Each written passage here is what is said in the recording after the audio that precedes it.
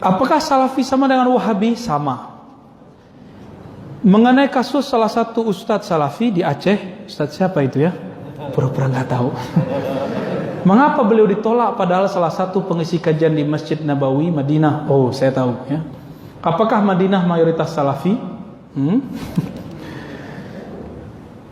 Saya berbaik sangka ke semua orang. Namun kita sebelum masuk ke suatu medan, suatu wilayah, kenali dulu bahasa mereka, bahasa akidah, bukan hanya bahasa ngomong. Bahasa akidahnya orang Aceh apa?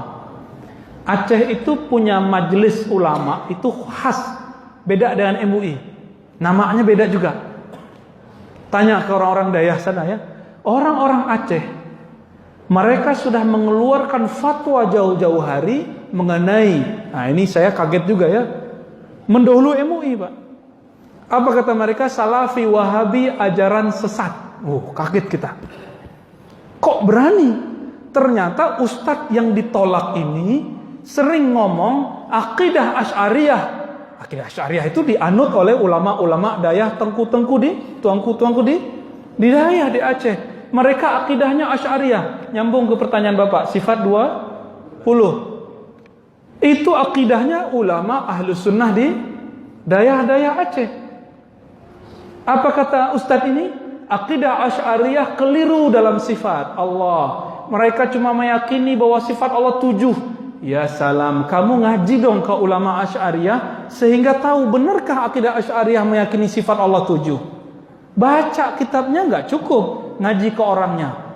Kalau nggak mau, baca kitab-kitab yang otoritatif, jangan baca kitab-kitab kecil.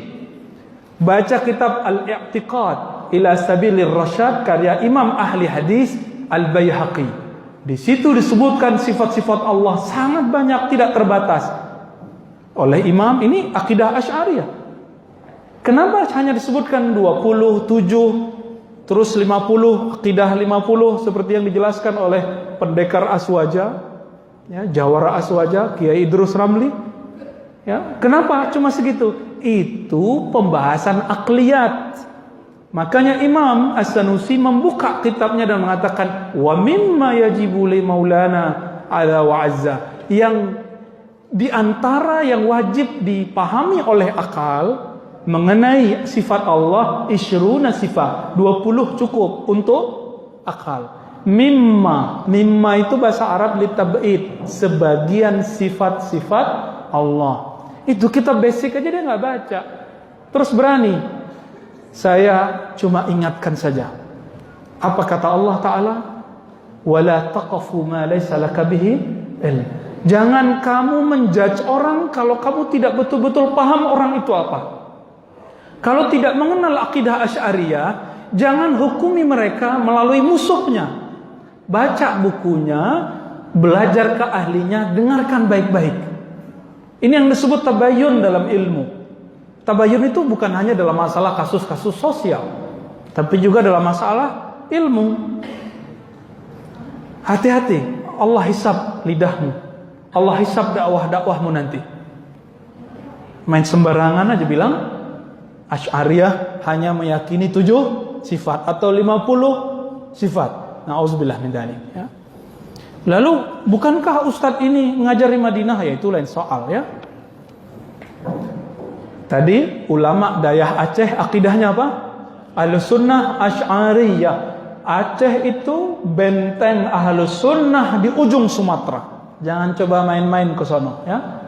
Saya baru pertama datang ke salah satu wilayah di Aceh. Itu dituduh Wahabi, Pak, maklum turunannya orang dari Padang, Muhammadiyah gitu ya. Muhammadiyah Wahabi enggak juga, tapi betul banyak hal-hal yang difatwakan oleh Muhammadiyah kadang mirip sama Wahabi, tapi enggak Wahabi Muhammadiyah itu. Ya. Mohon diluruskan Pak ya. Di sini Wahabi itu kan masalah doa jamaah enggak doa jamaah. Wahabi itu Anda percaya 3 tauhid, maka Anda Wahabi, Anda Salafi.